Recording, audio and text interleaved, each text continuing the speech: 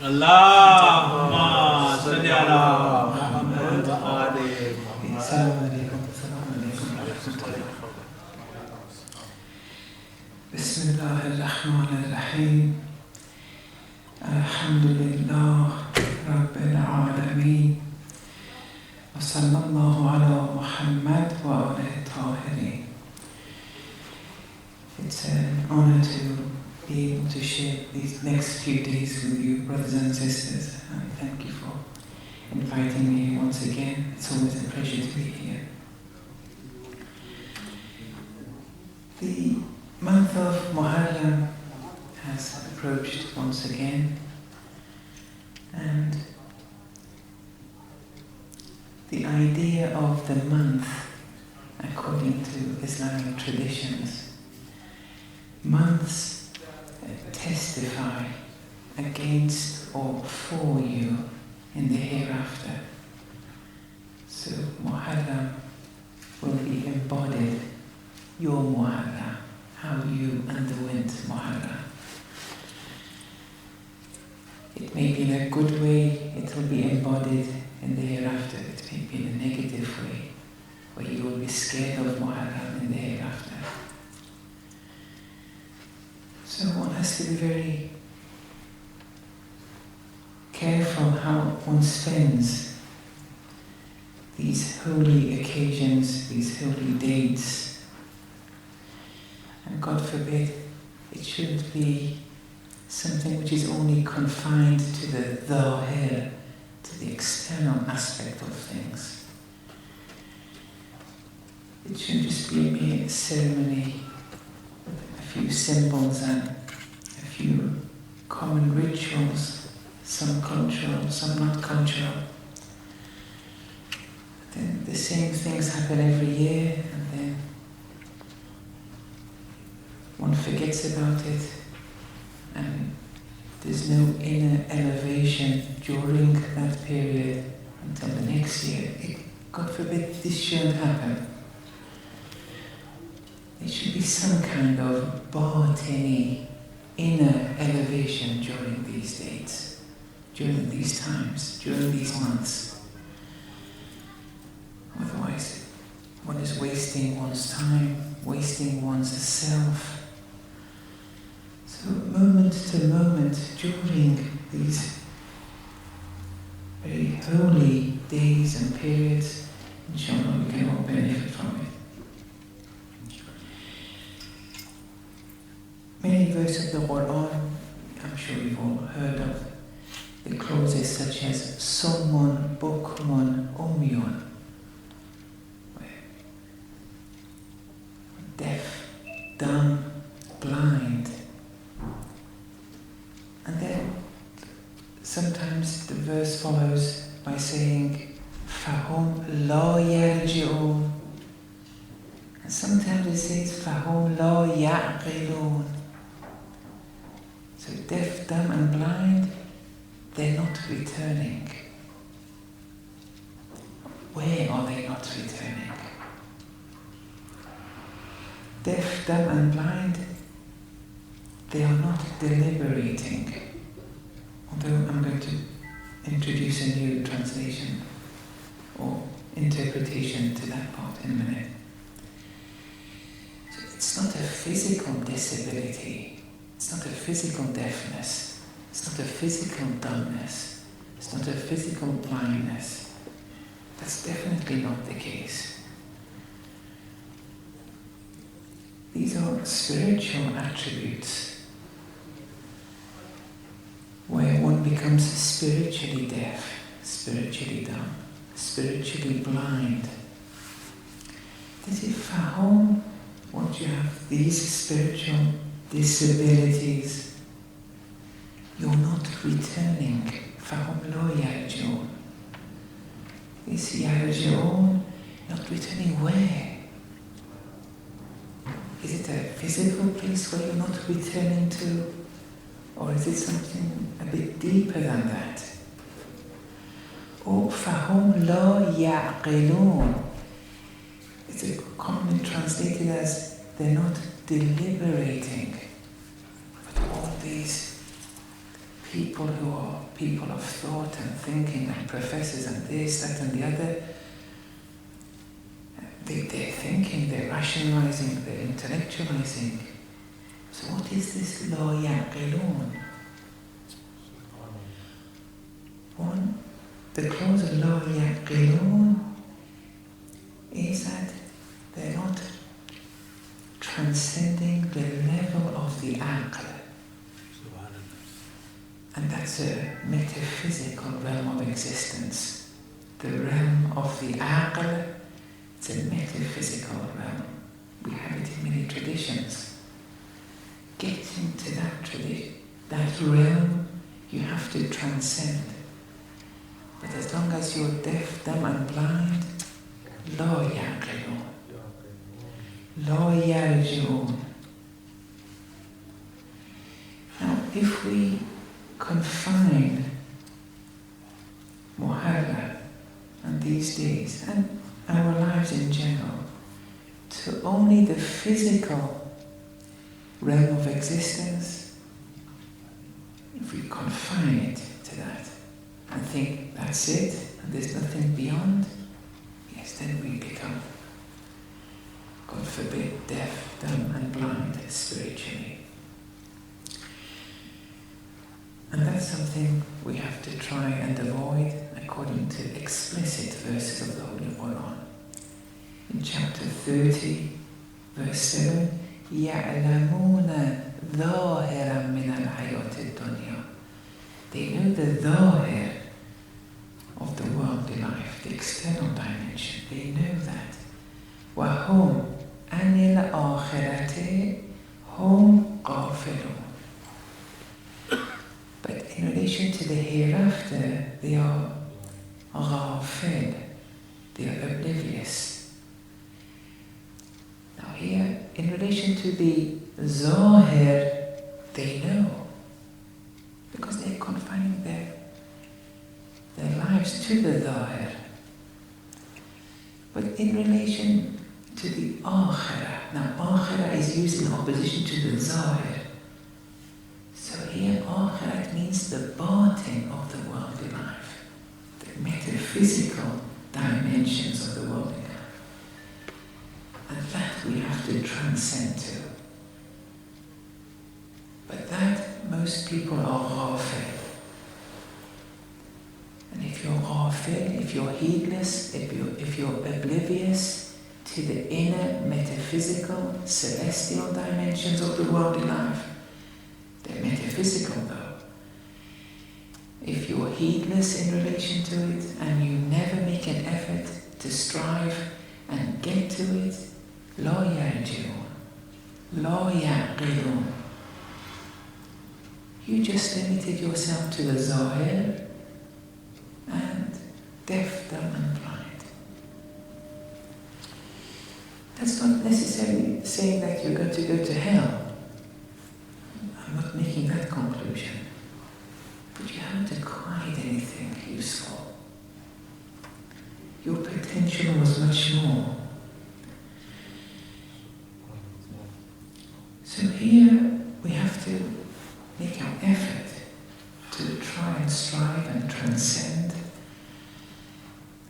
Otherwise, commemorating and recalling the 72 martyrs without striving at all to attain some of the degrees that they acquired, which was metaphysical, they transcended, would be void if it's just limiting their commemoration to physical aspects, or commemorating it, not at the same time accompanying, not being accompanied with any inner elevation. And then we see that the prerequisites to be one of the 72, although we can never be like the 72, they were very special people. And the Imam had very difficult prerequisites. It started with thousands, the journey to Karbala, but it kept lesser and lesser. Prerequisites like never be indebted to anyone. Now, the minimum meaning for this is not to be financially in debt to anyone, let alone to be ethically, spiritually indebted to others. But that pure tawakkul, that's what the Imam wants. And that's difficult to acquire if you're indebted in any way or form to other than Allah. It's difficult.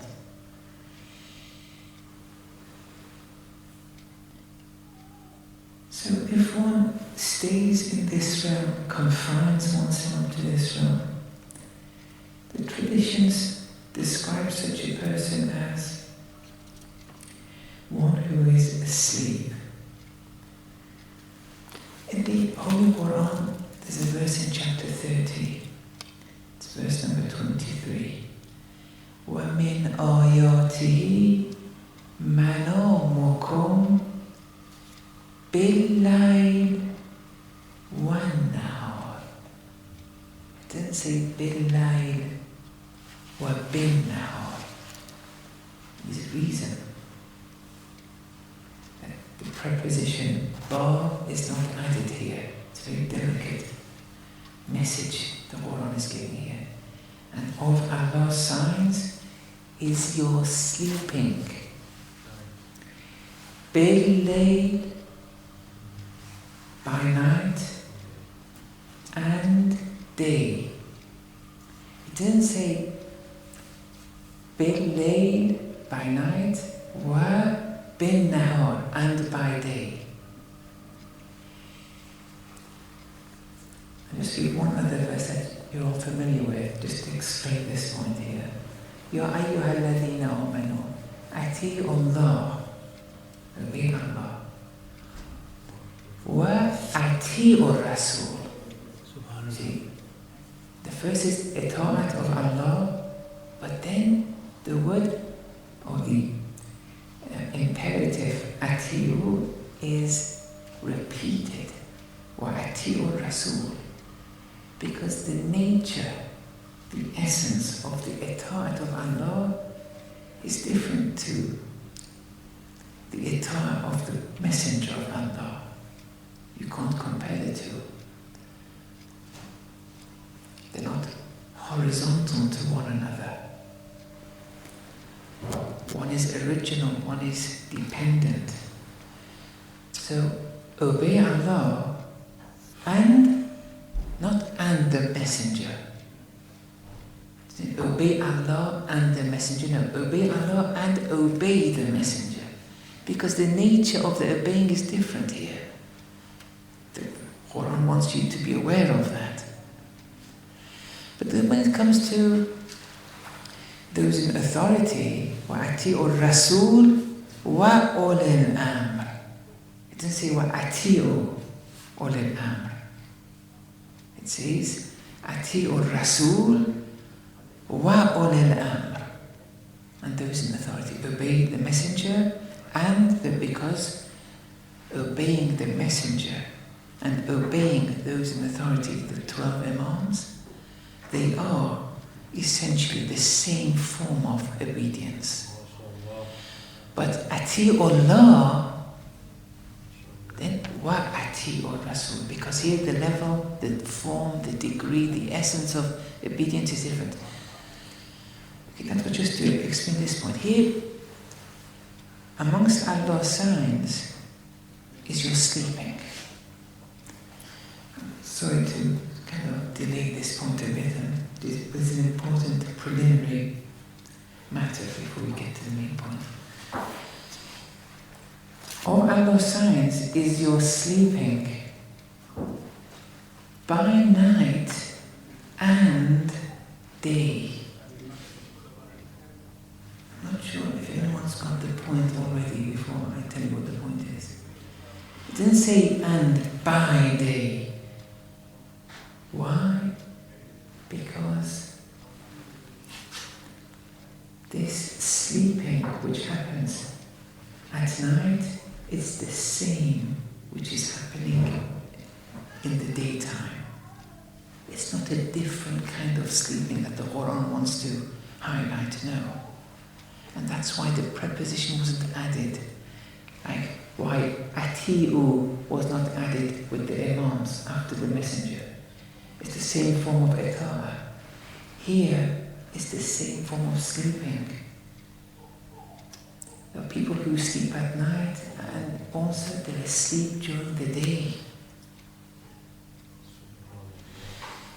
Those who are spiritually deaf, dumb, blind, they're asleep.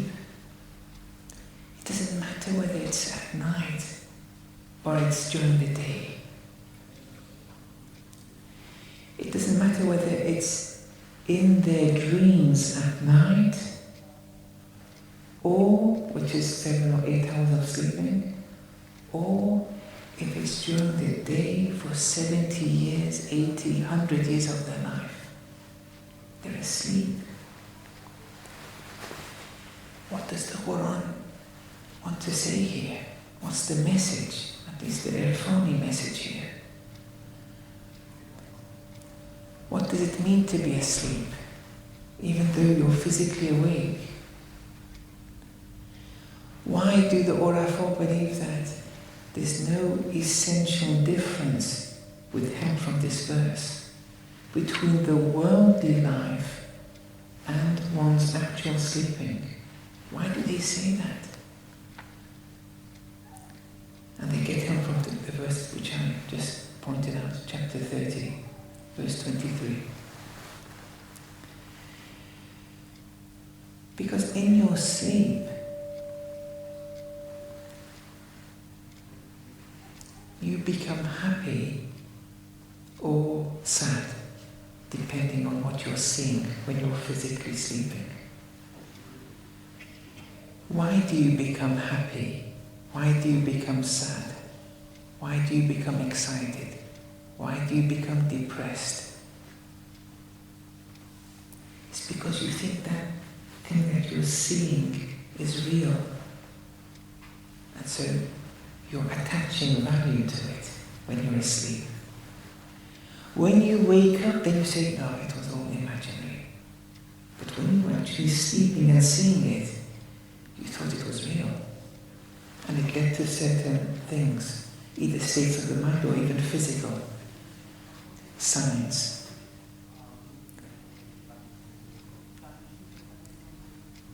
In your sleep, if you were aware that these things weren't real, you wouldn't have become saddened or delighted. And that would mean you were in control. There was no satanic influence over you in your sleep. But if you thought that was real in your sleep, and you actually did the action or you didn't do the action, whatever it is, you underwent those states of delight or you didn't, and then you woke up and said, oh, it was all imaginary. And that, you were deceived. That deception in Arabic, they call it ghurur. The same applies in this physical world. And that's why in the du'as of the Ahlul Bayt, the physical world is called, one of its names, Darul Ghurur, the abode of deception. What's deceiving about it? It's when you see something, you think that's it, and there's nothing beyond it. It's exactly what you're seeing. The be-all and end-all is that. It's deceiving you. It's not allowing you to see the truth of what lies behind it. It's celestial, metaphysical dimensions. You only see the physical aspect, that's it. It's deceiving you. It's not allowing you to transcend. In your sleep, you see things, you become happy, you become saddened. You wake up, it's all imaginary. You got a certificate, you become happy in your sleep. You got a child, you got this, that. You didn't see beyond what it means to get a child in your sleep. What was the certificate signifying in your sleep? You're not seeing what's beyond it. You're seeing that child, the certificate, the honor, the wealth, period, then you become happy. Or you lose it, period, you become saddened. You wake up, it's all imaginary. In this world, the same is happening. Your child, certificate, house, spouse, all this. Darul ghurur.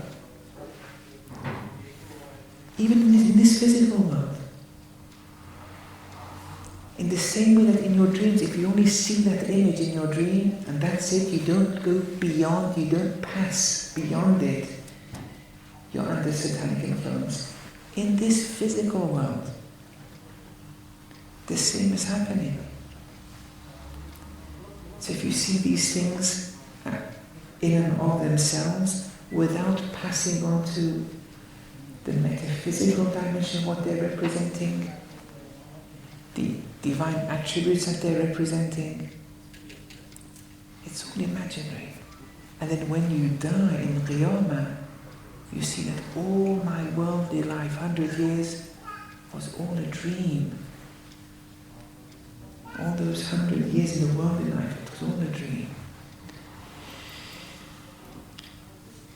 So, in that first verse we mentioned, the sleeping factor, whether you're physically sleeping or even during the day. Then this verse, إِنَّ فِي ذَلِكَ لَعِبْرَةً لِأُولِي الْأَبْصَارِ. And verily in that, it's an ibra, there's an ibra for the people of insight. Now this is in relation to the physical world, people living, not sleeping. For the people of insight, not just people who see with the physical eye. Those who can see beyond the physical realm. La ibrata. There's an ibra. Now ibra, it's usually translated as a lesson, but we have to look at the Quran literally. The first course of action, words of the Quran, is their literal meaning. Ibra is from ubur. Ubur is passing. For the people of insight in this world, as they're living, every action they see, everything that they see, every state that they experience, a war that they see, an incident someplace in the world that they see, a behavior that they see, any achievement that they see, everything though, la ibrata. It is a passing for such people. They don't see the thing in and of itself. They are passing. Passing from where to where?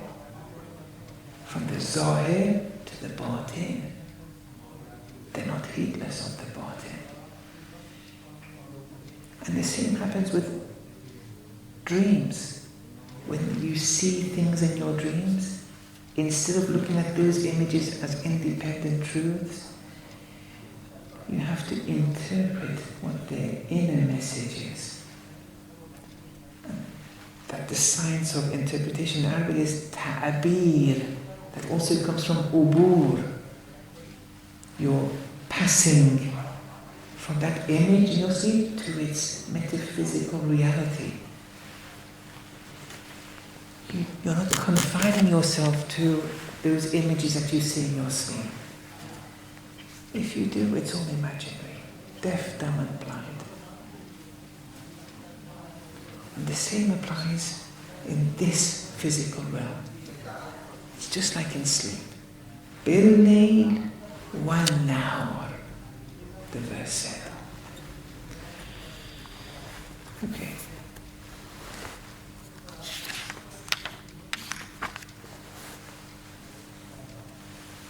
This passing and this transcending from the zahir to the batin is a theme that if you pay attention to the Quran, you see that it comes and recurs a lot. You've all heard of the pronouns هذا and ذلك. هذا means this. ذلك doesn't mean this. It means that. Now, the Quran, it's Allah's word. It's not a word of human or anything. You can't play around with it. Either you say, I don't understand it, but you can't interpret it for your own liking. You have to stick to the meaning of the words. In the Quran, sometimes it says, هذا الكتاب, this book, or إن هذا القرآن يهدي للتي هي أقوم. Verily, this Quran guides you to that which is upright. This Quran. Sometimes though, the Quran says ذَلِكَ الْكِتَابِ. See? Alif Lam Mim, ذَلِكَ الْكِتَابِ لَا رَيْبَ فِيهِ. Now, most translations, if you come across them, says, this is the book, there's no doubt in it. And that's wrong. It's wrong, and you've missed out on maybe 95% of what the verse wants to actually portray here. But a simple translation, yes. See, translations are okay, but what are they translating? Sometimes they ask me, is translation better or reading the Arabic if you don't understand it? There's not a universal answer here. The criterion is huzur qalb, presence of the heart. Even if you don't understand Arabic and you're reading the Arabic, but that presence that you're before Allah, reciting it, that's very good. Translations too, reading it, you'll understand something, but what? What are you understanding? You're understanding the translated words of a translator. You have to, one has to be embarrassed to say you're reading the translated words of Allah's Arabic. No, because that can't be translated. It's very difficult. It's not, people can't translate Allah's word. Yes, they translate something, and there's some truth to the translation, but the message is very superficial. And even in that superficial message, sometimes you see a lot of errors. ذَلِكَ الْكِتَابِ, this is the book. Whereas it should be, that is the book.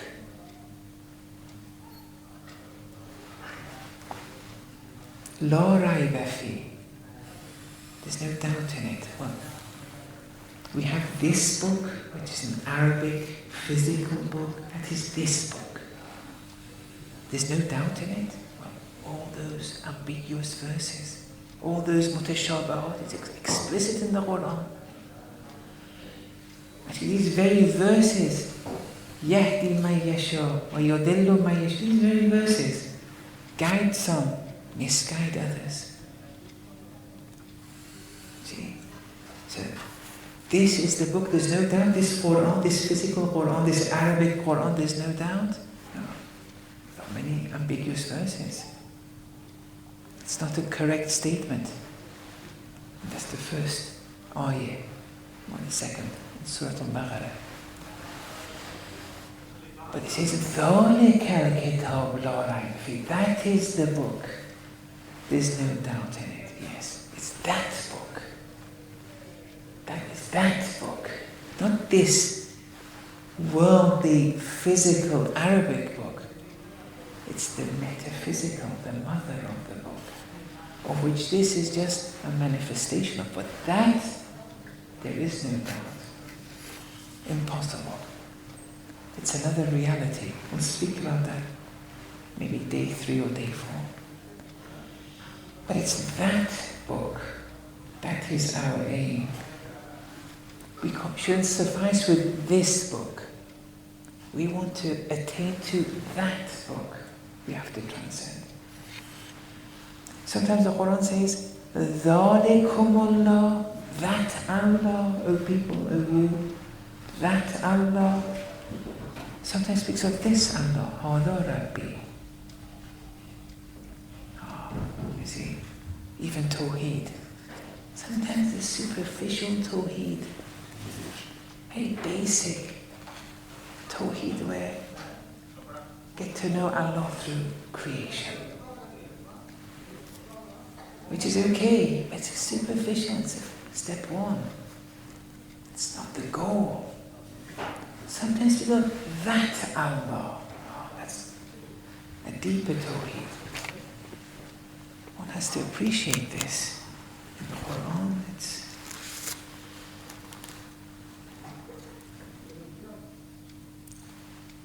in some verses of the Quran, it speaks of تَبَارَكَ الَّذِي بِيَدِهِ الْمُلْكِ. Blessed is He, Tabarak, blessed is He, in whose hands is the physical realm of existence, the mulk. Blessed, one of Allah's names, is one of Allah's Jamali names. Names of compassion, love. It doesn't matter whether you're a Muslim or a non-Muslim. Allah will give these to you. Whether you're an animal, human. This physical realm of existence, تَبَارَكَ الَّذِي بِيَدِهِ الْمُلْكِ. Allah will, it's accessible to everyone, whoever you are. Allah's Jamali attributes are in play here. It's not a great effort or striving for you to reach it. It's open for everyone. But sometimes, فَسُبْحَانَ الَّذِي بِيَدِهِ مَلَكُوتُ كُلِّ شَيْءٍ. Immaculate is He, in whose hands is the malakut of everything. The malakut, not the mulk. Mulk, the physical aspect of all things. Malakut of everything. Malakut is a hyperbolic paradigm here, meaning the inner, the metaphysical aspects of the world. The malakut, the celestial dimensions, the metaphysical. But here, Allah's Jamali attributes aren't mentioned. فَسُبْحَانَ Subhan is one of Allah's Jalali attributes. Immaculate is He. Jalali attributes are those of where Allah's authority is manifesting. His majesty, His avenging. It's not a free ride. You have to deserve it. The mulk, biyadihi mulk. The mulk, it was a free ride. Be you Muslim, non-Muslim. Be you an animal or not an animal. It's access to all, the mulk. But when it comes to the malakut, the metaphysical dimensions, no. Allah's Jalali, Allah won't let you. It's not a free ride. It's not freely accessible to all. You have to make an effort. You have to transcend. If you want to go to dhalika, the realm of dhalika, that realm, you have to transcend. And then you are yarji'un, yaqilun. But if you confine yourself to hadha realm, someone book will know you. But if you want to transcend to those realms, and that's the goal, it needs effort. It's not freely accessible. أَوَلَمْ يَنْظُرُوا فِي مَلَكُوتِ السَّمَاوَاتِ وَالْأَرْضِ. Aren't you paying attention, observing the malakut of the heavens and earth? See, this verse, it's an open invitation. Aren't you doing it? Because you should be doing it. And if you're not doing it, lo yarju. You're not returning. You're static. Spiritually deaf, dumb, blind. أَعِنْدَهُ عِلْمُ الْغَيْبِ فَهُوَ يَرَى. Does one have knowledge of the ghaib? The ghaib being the metaphysical. The ghaib isn't something which is physical but behind the wall. No. And that's why the ghaib of the 12th Imam is usually interpreted in a way which is very superficial. Whatever is a ghaib, it's metaphysical. It can't be seen or sensed by the five senses. Not that it's physical, but it's behind the wall. No, that's not ghaib. It's something which is mulki. It's something physical. Ghaib is something else. أَعِنْدَهُ عِلْمُ الْغَيْبِ. Does one have knowledge of the metaphysical? فَهُوَ يَرَى. To qualify as a seer. Not a physical seeing. These are invitations, Quranic prescriptions, Quranic invitations that you have to transcend. We have to transcend from the hadha realm. We have to transcend to the dhalika realm. Dhalika al-kitab, dhalikumullah, dhalika al-imam, dhalika al-Husayn alayhi salam.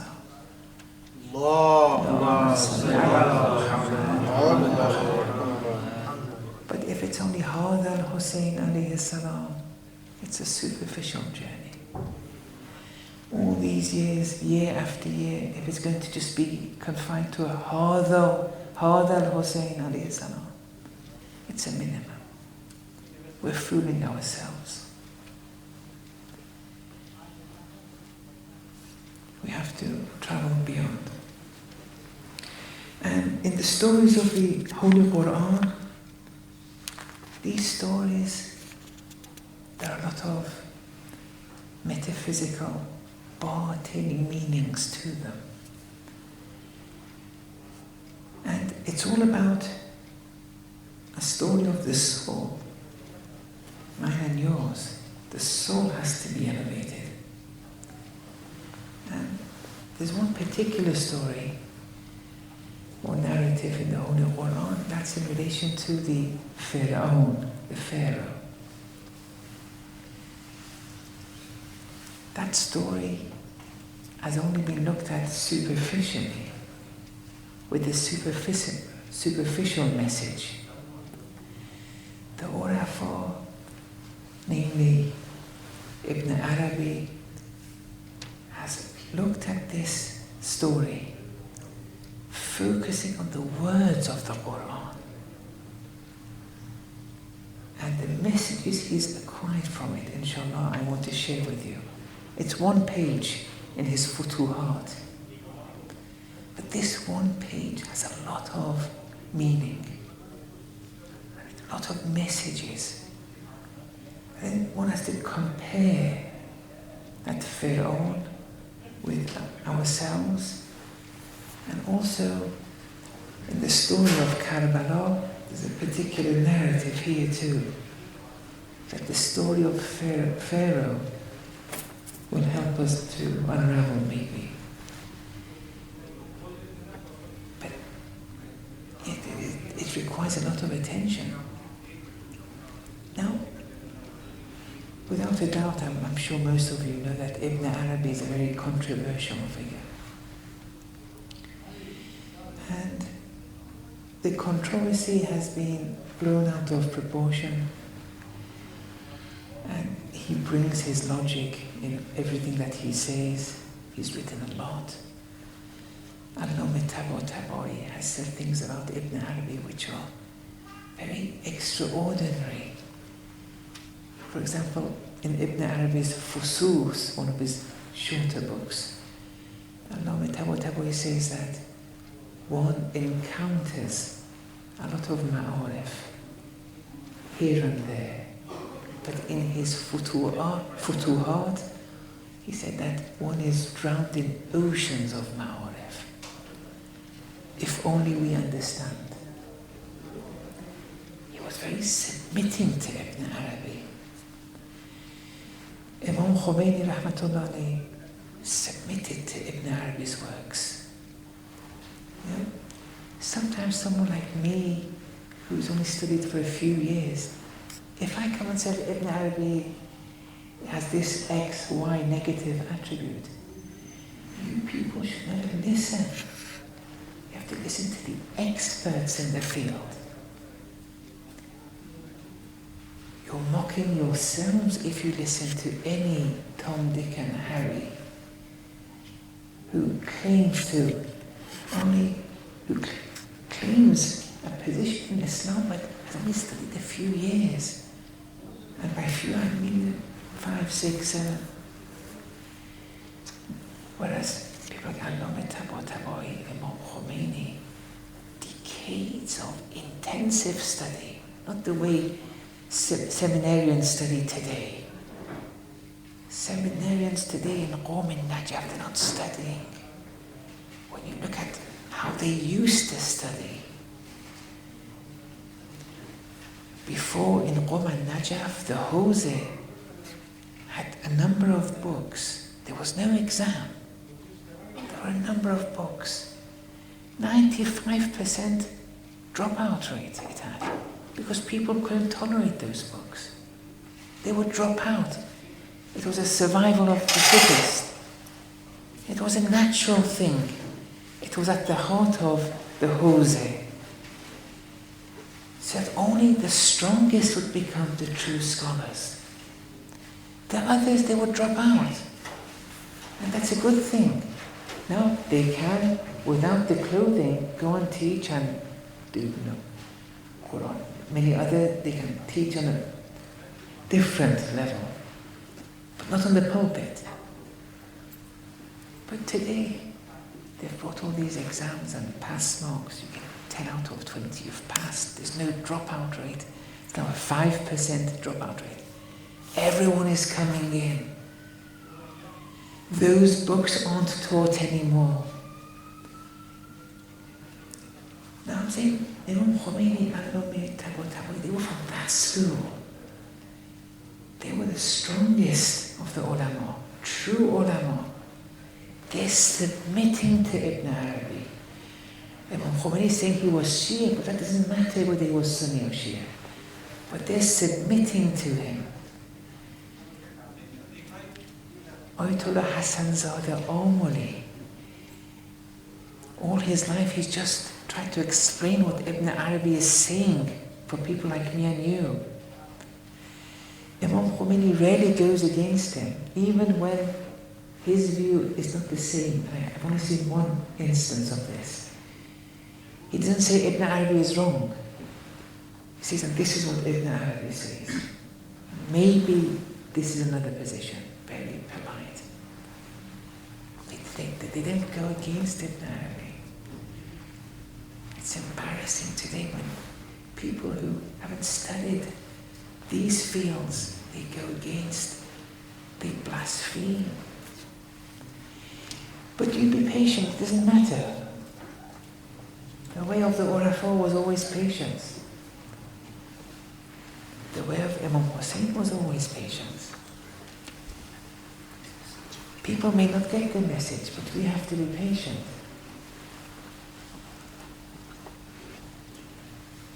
Now, in the story of Pharaoh, inshallah, we'll start with this story tomorrow. Ibn Arabi has a certain one, it's one page in his Futuhat. I think it's volume 2.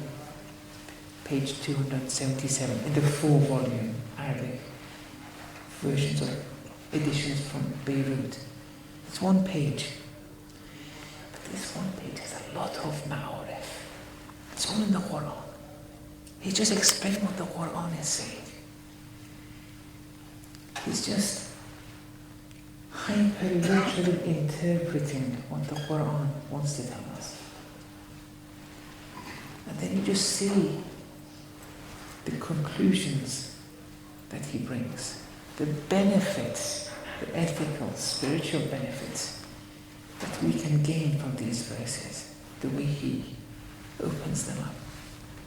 You see, it's a total different story. And with the stories of the Quran too, that ibrah, that passing, it applies.